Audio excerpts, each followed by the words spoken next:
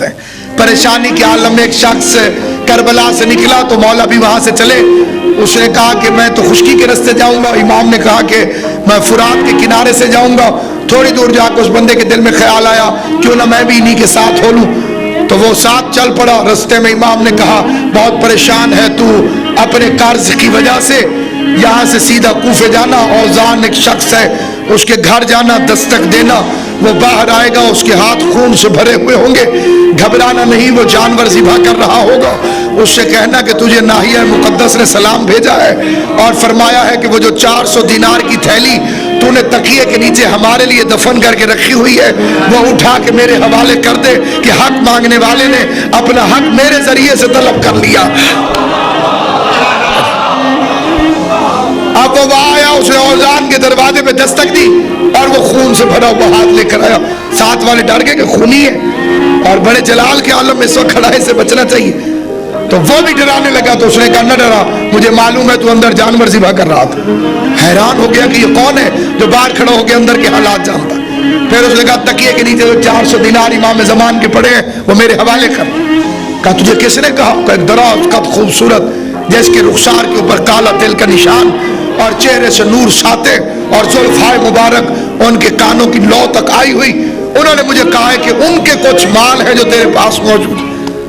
उसने कहा वही तो मेरे साहिबुल असर व ज़मान है। उसने माल हवाले किया और जिसको माल दिया उसने कलमा विलायत अपनी ज़बान से जारी किया और ईमान लेकर आ गया।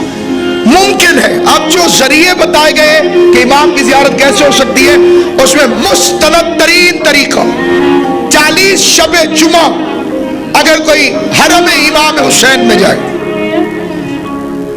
अपने आप को कब्र इमाम हुसैन में पहुंचा दे 40 शबे जुमा,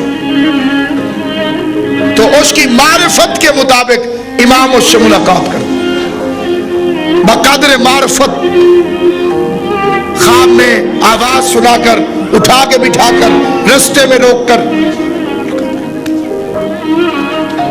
एक शख्स के पास आए, हालत नमाज में था, उसे मालूम पड़ गया कि मेरे मौला तशरीफ ले आए।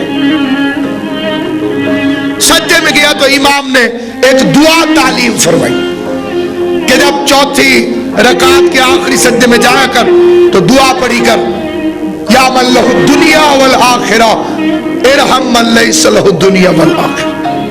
ऐ वो जो दुनिया और आखिरत का मालिक है, मुझे उस पर रहम कर जिसके पास न दुनिया है ना आखिरत।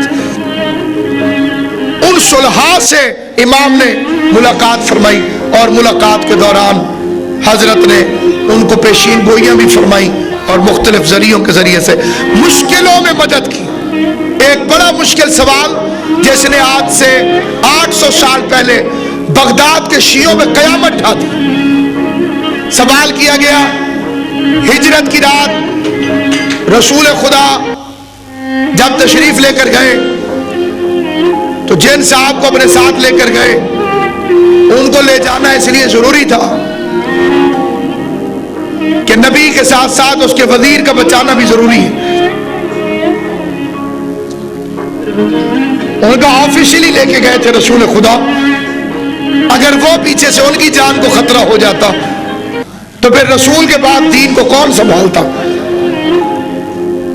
इसलिए उनको लेकर गए। इस वाक़े का रिएक्शन ये हुआ, कुछ लोग शिया होते नहीं हैं, कहलाते हैं, वो बड़ी जल्दी स्लिप हो जाते और आले मोहम्मद के मानने वालों के लिए ये सिफत बताई गई है कि जब वो अपने खिलाफ अफवाज की कसरत देखते हैं तो उनके दिल उनकी कसरत देखकर और मजबूत हो जाते हैं कि हक अगर मुख्तसर भी हो तो गालिब होता है।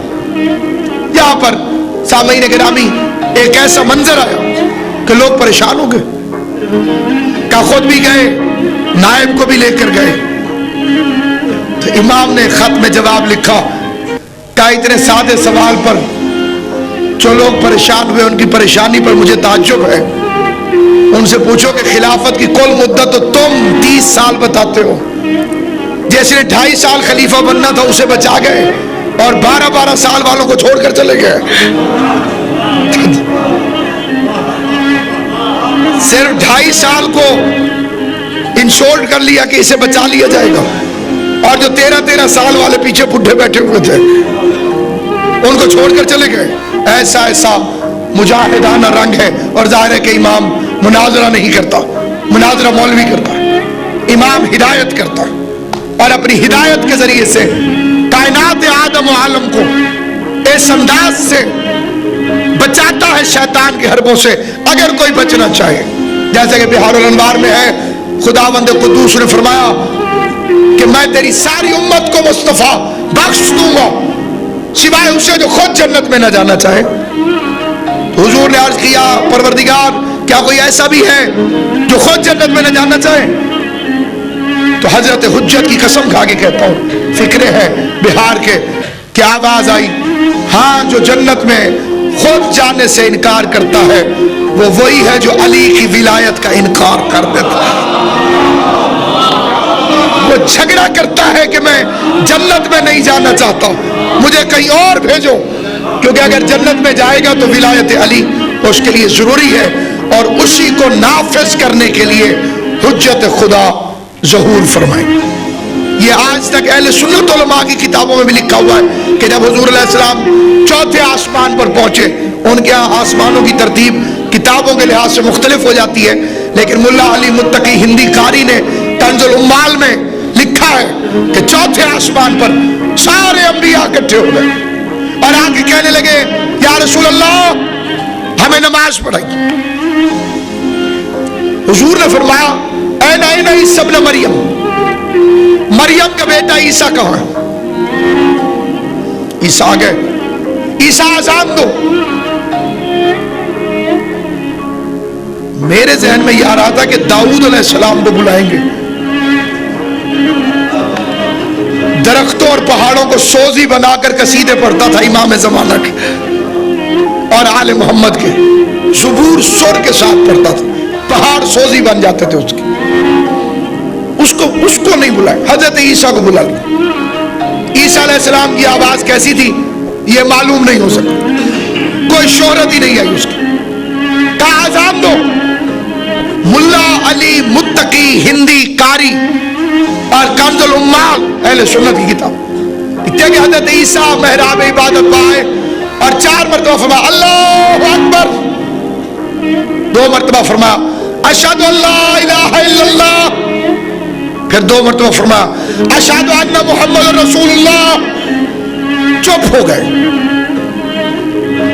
विलायत ऐसा मामला है, हजरत ईसा खामोश हो गए और अहले सुन्नत आले फरमाते हैं कि महराब से पीछे मुड़े और पूछ रहे कि या रसूल अल्लाह आप जमीन पर अपना वजीर किसे बना कर आए हैं? आपने जमीन पर अपना वजीर किसे बनाया? हुजूर की आवाज आई, उसी को जिसकी विलायत के इकरार के बाद तुझे और मुझे नबूवत अता हुई है।